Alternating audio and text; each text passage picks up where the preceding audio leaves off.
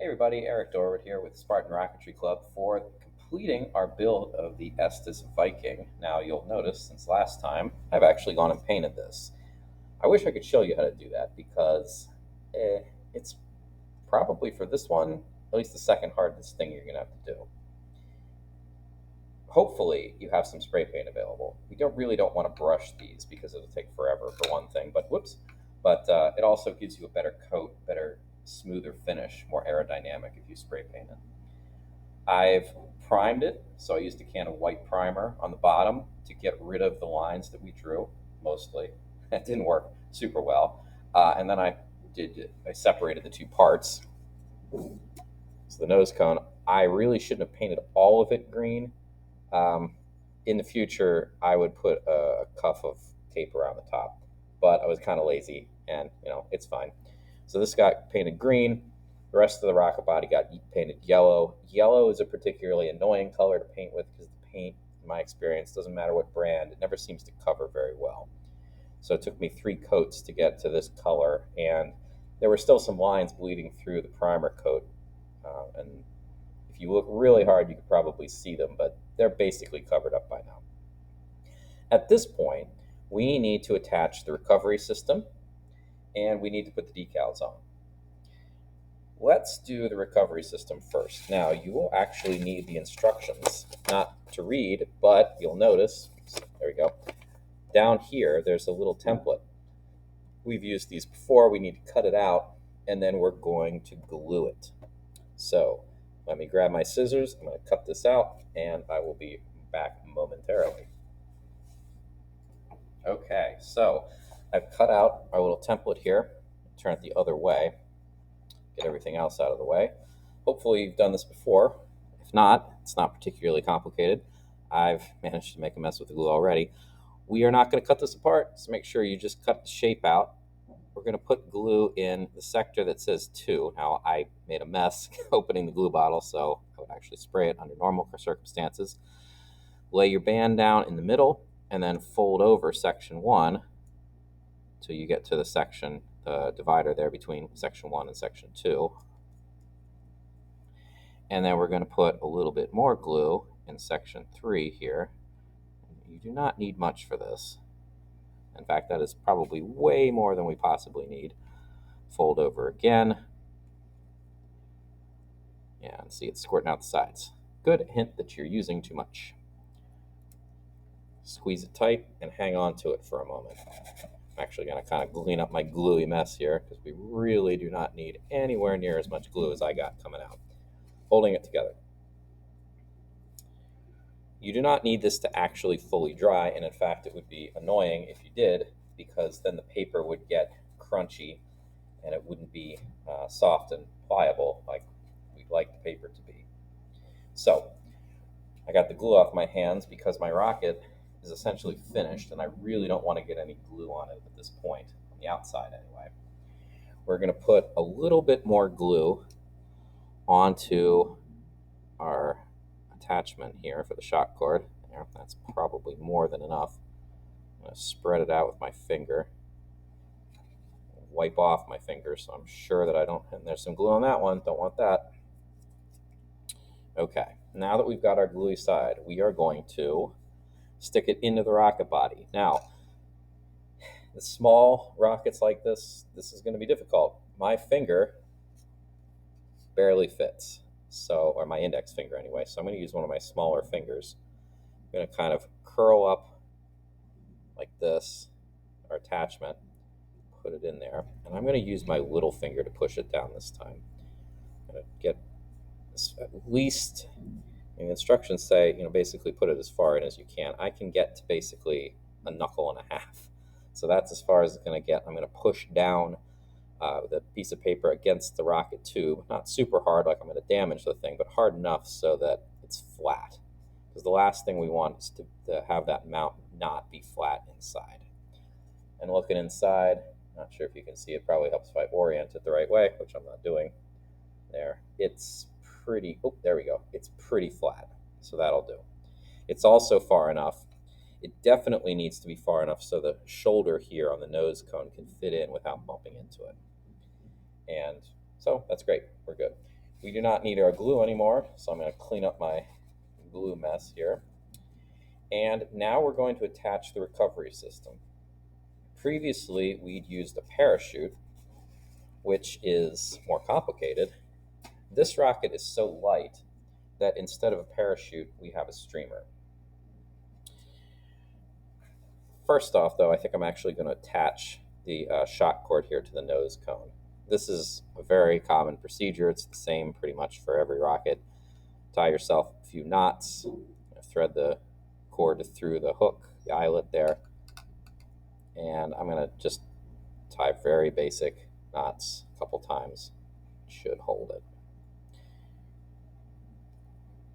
We want to have as little, excess shock cord on this side as possible. And in fact, I'm going to snip this off because this extra bit can get caught when we're trying to package the rocket, pack it up for flight. Now, the instructions tell us that we're going to take our shock cord, and they recommend that we attach it approximately 2 inches from the nose cone with just plain old tape. Well, we could certainly do that. We don't really need to measure this. So approximately here. I'm actually going to put a couple of pieces of tape down to kind of hold it together better. So one piece just to kind of hold the initial taping down. And then I'm going to fold over this extra bit here, like so. And I'm going to tape that down as well. There. That way, the tape is holding both the shock cord and the streamer itself in a couple places. This thing, streamers, yeah. There are certainly competitive people who fold streamers. They wouldn't use one like this that's made out of this like plastic cloth. They'd use mylar ones or paper ones that you can fold up very tightly. We don't really care all that much. We're not going for world records or anything. So in order to get it packaged up in into the rocket body, we're just going to fold it into thirds or approximate thirds, just so we don't have too much. And then we're going to roll it up. We don't have to roll it super well. All we're doing, I mean, for now, we're just trying to get it in the rocket body so it's all packaged away, so we don't have a rocket dangling apart. But for when we fly it, this is basically the same thing. You're going to roll it up about as tightly as you can manage. It doesn't need to be absolutely compact. It just needs to fit in the rocket body. So in it goes. That fits fine. Of course, when we're actually flying this, we would put wadding in or dog barf. Probably wadding for this because it's such a small diameter. And then we'll just make sure we get all the elastic cord in there. Recovery system is done. Last thing, at least I'm going to show you, is dealing with these decals. These decals down here, they are all stickers, but I had to cut them out, which is unusual for stickers. Usually you just peel them off, but these had to be cut out. They're all on one sheet, and they're all separated by little black lines, which is a pain, frankly. It would be much nicer if they're all pre-cut, but they're not, so you're going to have to cut them yourself. I use scissors because I think your average person is better dealing with scissors than with a knife, but you could certainly use an X-Acto knife to cut these out as well.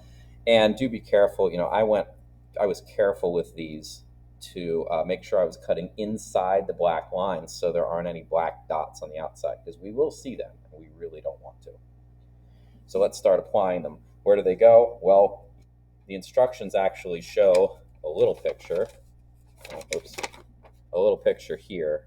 That's about as good as it's going to get unless you want to look at the big box that came with this set. If you bought this individually, you'd have a better color diagram, so I'm just going to have to kind of eyeball it. My big long arrows, I am going to stagger on either side of the launch lug, and they basically go all the way up to the nose. You only really get one good crack at this, so do your best to get it all straightly lined up. I actually want it a little farther up than that. I want to get it pretty much right up to the nose cone, I think.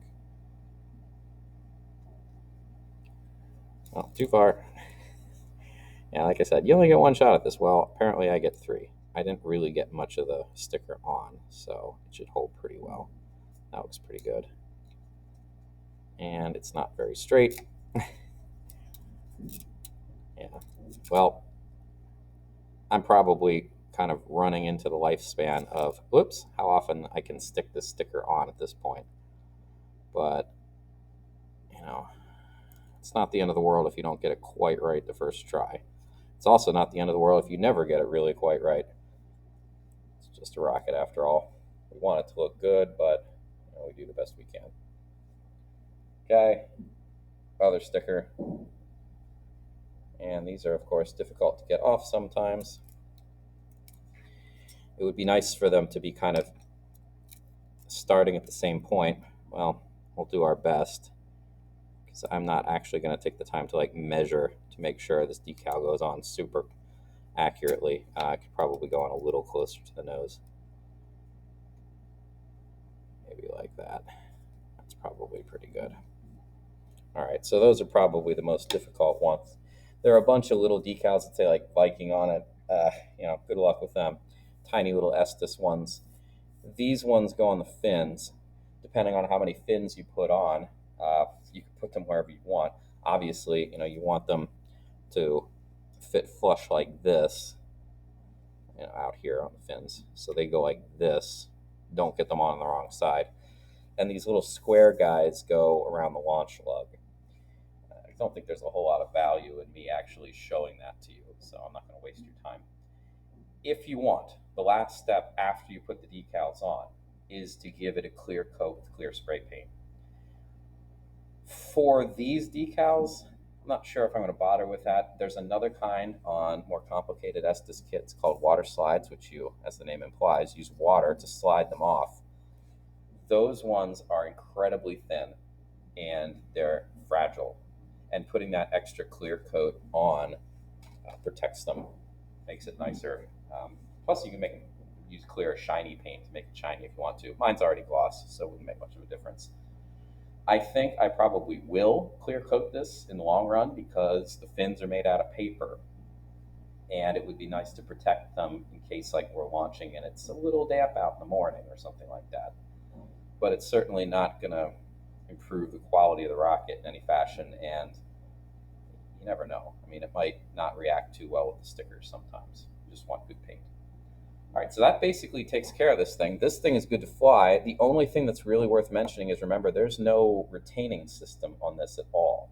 In order to put the motor in here and get it to stay, you're going to need to friction fit it, which means you put a little bit of tape around the motor as you're going in. So that'll hold it in a little bit, but frankly, it's probably not going to do enough. You also want to then have a little bit of tape, masking tape, between the rocket and the motor itself. It's surprising how little masking tape you actually need to hold the motor on. It's actually surprising, it really is. But it's nice because you don't actually need the friction fit to be really, really tight. Because if you have an incredibly tight friction fit with the motor, it's hard to get out. You don't want that in the long run. So the little bit of tape on the outside will go a long way. That's pretty much it. Hopefully you've had a successful build and enjoyed watching this. I will talk to you again with our next project, whatever that might be. See you later.